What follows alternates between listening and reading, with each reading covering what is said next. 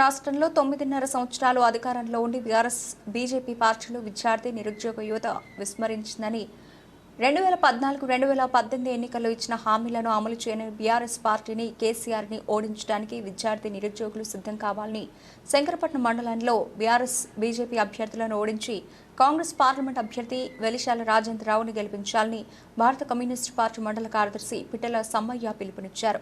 శంకరపట్నం మండల Congress party parliament అభ్యర్థి వెలిశాల రాజేంద్రరావును గెలిపించాలని సిపిఐ ఆధ్వర్యంలో ప్రచారం నిర్వహించడం జరిగింది.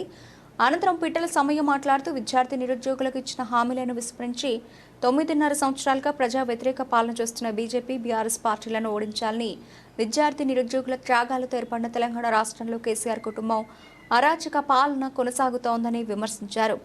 బీజేపీ పార్టీ మతపరమైన ప్రచారం చేస్తోందని, రాముడి పేరుతో రాజకీయం చేస్తోందని, కరీంనగర్కి బండి సంజయ్ ఈ 10 సంవత్సరాల్లో ఏం చేశారని ప్రశ్నించారు. మతపరమైన రాజకీయాలను ఓడించాలని, ప్రజాపాలన చేస్తూ ప్రజలకు ఎప్పుడూ అందుబాటులో ఉంటూ పేదలకు, అన్నదాతలకు అండగా ఉండేది కాంగ్రెస్ పార్టీ అని, కరీంనగర్ జిల్లాలో కాంగ్రెస్ పార్టీ వస్తే అభివృద్ధి జరుగుతుందని, విద్యార్థులకు, పేదలకు, అన్నదాతలకు మంచి పాలన వస్తుందని అన్నారు.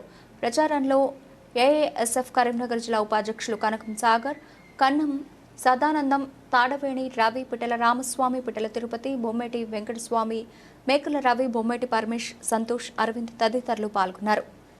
గడప ప్రచారం నిర్వహిస్తూ వెలిశాల రాజేంద్రరావు గారిని కేశవరత్నం మండల స్థాయిలో భారీ మెజారిటీ వచ్చేట్టుగా సిపిఐ పార్టీ